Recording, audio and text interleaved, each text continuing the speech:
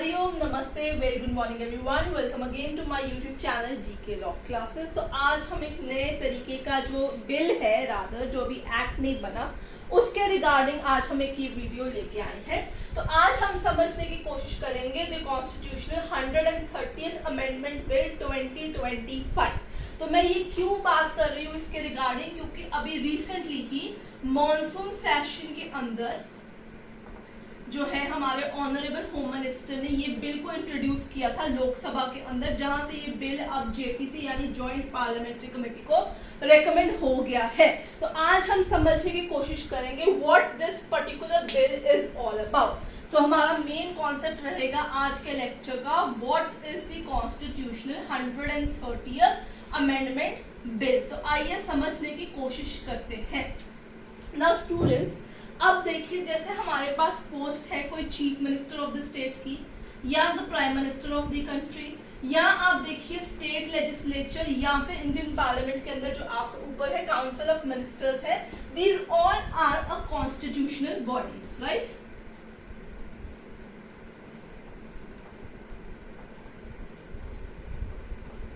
ठीक है, तो संवैधानिक तौर पे ये जो है वहां पे शपथ लेते हैं और फिर अपनी पोस्ट के ऊपर बैठते हैं। तो अब हम इस चीज को समझने की कोशिश करते हैं ना स्टूडेंट्स। ये आपका एग्जाम्पल रहेगा।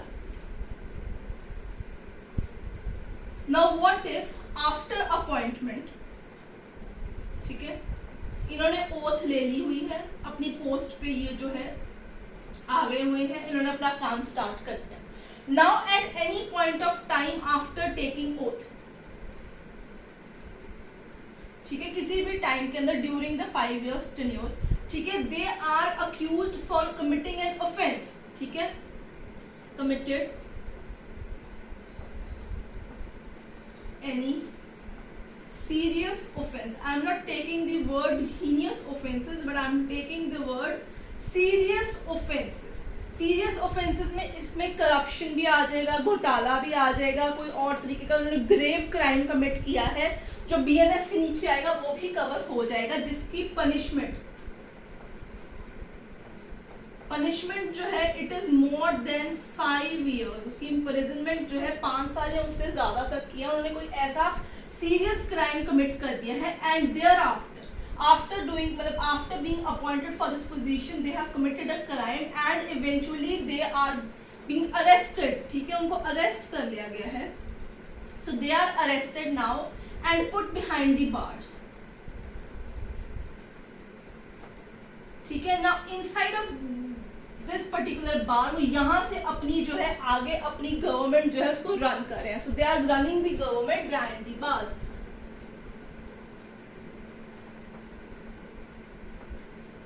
ठीक है, without resigning। now what I want to say here is कि अगर एक कोई भी पर्सन है, he has been appointed as the prime minister of this country or has been appointed as the chief minister of any state, he or she is the member of the council of ministers at that point, or he is otherwise also a minister.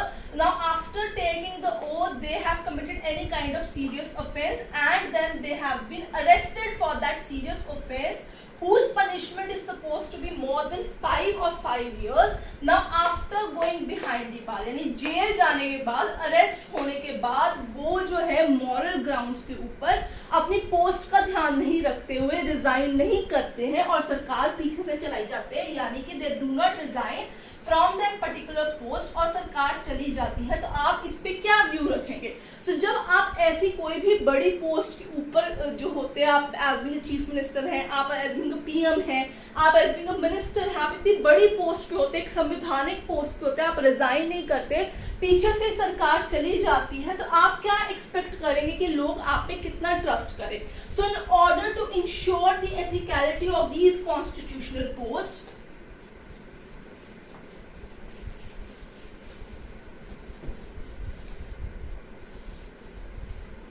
so the objective of introducing this particular amendment was, what was the objective? To ensure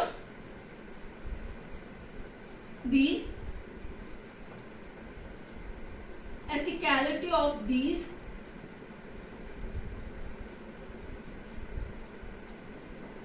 constitutional post, कि जो आपने पद की आपने शपथ ली है, जिस पद के ऊपर आप बैठे हुए हैं, उसकी एक मान मर्यादा, उसकी एक रिस्पेक्ट होती है, उसकी एक गरिमा होती है उस पोजीशन के ऊपर।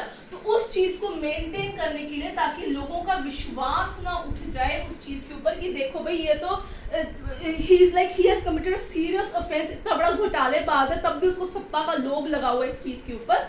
तो सरकार ने डिसाइड किया कि in order to maintain the ethicality of the post he और शी इज होल्डिंग, सरकार ने डिसाइड किया कि वो एक 130th amendment, constitution amendment bill लेके आएगी, जिसके तहत if a person is arrested, if a person accused of a serious offense is arrested, accused of serious offense, कौन सा ऑफेंस सीरियस ऑफेंस होएगा? जिसमें आपकी जैसे करप्शन केसेस और अदर हीनियस क्राइम्स आएंगे, जिसकी जो सजा है, जो उसकी पनिशमेंट है, वो है 5 साल या उससे ज्यादा की इम्प्रिजनमेंट जो है। So if a person is accused of serious offences and has been arrested without bail, यानी उसको अरेस्ट कर लिया हुआ है, ठीक है, he is in detention, he has been put in behind bars and has been denied bail for consecutive 30 days without given bail for consecutive 30 days in all together, then on 31st day that person is supposed to resign from his post or cease to hold the post, or he will be removed from his post of being whatsoever he is holding. So the main motive of introducing this constitution bill was that if any person who is holding a constitutional post in India has been accused of a serious offense whose punishment is for more than 5 years imprisonment, and that person after being accused for that offense has been arrested, put it behind bars and is not provided bail for total 30 days continuously, then students on the 31st day of him or her being arrested, he or she is supposed to resign from his post, or he or she is being forced, or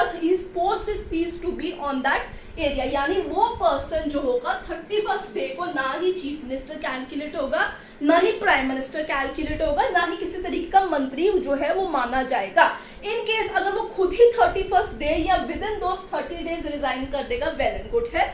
otherwise जो है हम अपने constitution के अंदर हमारे पास articles की availability है, मैं अभी आपको बताऊंगी कौन से आर्टिकल्स अमेंड होंगे। उसके तहत 31st डे को वो अपनी पोस्ट से ऑटोमेटिकली हटा दिया जाएगा उस पोजीशन पे। Now the question which is rose here, ठीक है, इस सारी चीज के ऊपर एक बड़ा क्वेश्चन भी उठ के आता है कि फिर सरकार का क्या होगा? सरकार तो चुनी हुई लोगों की इलेक्टेड सरकार है, तो यहाँ पे जबरन कहा जा रहा है कि उन लोगों को जान के उसकी पोस्ट से हटा के उनको जो राइट है to rule the people as being an elected government, वो उनसे छीना जा रहा है। ये क्वेश्चन यहाँ पे बार बार उठ रहा है, तो उन लोगों का क्या होगा? पर्सन रिमूव्ड, तो what will happen? The next question is what will happen after he has been removed on the 31st day. The question is होगा क्या? Now students, let me tell you one thing. सबसे पहले तो जो government establish की जाती है, ठीक है, वो प्रॉपर संवैधानिक तरीके से एस्टैब्लिश की जाएगी। It will be the will of people of course, ठीक है, उन्होंने प्रॉपर मत देके सरकार बनाई है। अगर एक इंसान अपनी पोस्ट से रिजाइन कर देगा, that wouldn't amount to the fall of the government. Government will continue to work despite his or her resignation. बिल्कुल सरकार जो बनाई गई है लोगों के द्वारा वो एज इट इज चलती रहेगी। एक इंसान के 31st डे पे रेजिग्नेशन और रिमूवल से सरकार को कोई भी इफेक्ट वहां पे नहीं होगा। rather they can, the party members जो रूलिंग गवर्नमेंट है, they can यानी ruling party can appoint a new chief minister or the PM whatsoever or the minister in his place. So students, अगर कल को उसको जो है वहां पे अरेस्ट कर लिया जाता है, 30 दिन तो है, उसको बेल नहीं दी गई, 31वें दिन निकाल दिया गया है, तो उसकी सरकार का क्या होगा? तो सरकार वैसे की वैसी चलती रहेगी, देश वैसे का वैसा ही चलता रहेगा, कोई दिक्कत नहीं आएगी। उसकी जगह 31st और 32nd डे को जो रूलिंग पार्टी लोगों ने इलेक्ट की है, वो अपना जो है एक नया चीफ मिनिस्टर, एक नया पीएम या एक नया मंत्री उसकी जगह जो है अपॉइंट कर लेंगे। कल को चल के अब एक और क्वेश्चन यहाँ पे उठ के आता है, ठीक है, कि वो जो पर्सन अरेस्टेड है उसको कल को चल के 35th 40th डे या 45th डे पे बेल मिल जाती है, आफ्टर 30 डेज को बेल मिल जाती है। The question is, person so arrested granted bail after 30 days, तो फिर क्या होगा उस बंदे का? क्या उसके पास जो उसकी पॉलिटिकल राइट्स है वो डिनाई हो जाएंगे या कैसे है? तो आंसर इज कि that after being granted bail after 30 days he can be reappointed on his prior post. जो अरेस्ट होने से पहले उसने पोस्ट रखी हुई थी अपने पास, उस पे उसको रीअपॉइंट किया जा सकता है। So student, what is the main purpose of introducing this bill is कि अगर कोई पर्सन, किसी ने सीरियस ऑफेंस कमिट किया है, उसको जेल में डाल दिया गया है, तो वो जेल के पीछे से अपनी सरकार 6-6 महीने 10-10 महीने जब तक उसको बेल ना मिले वो ना चलाए। रादर सरकार ने ये रूल बनाना है कि कल को 30 डेज तक अगर उसको फर्स्ट मंथ के अंदर ही बेल नहीं मिलती तो वो अपनी पोस्ट से जो है मॉरली रिजाइन कर दें या उसे रिमूव कर दिया जाएगा, ताकि उसकी जगह कोई और आ जाए जिसके पास एक प्रॉपर राइट है, ताकि वो सरकार जो है रन कर सके। कल को जब उसको बेल मिल जाएगी आफ्टर 35, 40 और whatsoever days, he can be reappointed. So main मुद्दा यहाँ पे यही है कि सरकार जो है वो जेल के पीछे से ना चले, चीफ सेक्रेटरी या मंत्री या डीजीपी बार बार जाके बिहाइंड द बार्स ऑर्डर ना लेके आए। तो इस चीज को बनाए रखने के लिए, एक संवैधानिक पद की गरिमा बनाए रखने के लिए इस एक्ट को इंट्रोड्यूस किया गया है। नाउ स्टूडेंट्स, हम फटाफट से दो चीजें और यहाँ पे समझ लेते हैं इस वीडियो को फिनिश करने से पहले। आई होप आपको वीडियो आज की पसंद भी आ रही होगी। कोई डाउट है तो कमेंट सेक्शन में मेंशन कीजिए। 2 कंडीशंस, 2 कंडीशंस रहेंगी इसके अंदर, ठीक है। सबसे पहली कंडीशन कौन सी उसने ध्यान में रखनी है, दैट जो पनिशमेंट है, जो ऑफेंस है जिसके लिए उसको अरेस्ट किया जाएगा, उसकी इम्प्रिजनमेंट यानी उसकी पनिशमेंट क्या होनी चाहिए? Imprisonment which is more than 5 years, सबसे पहले।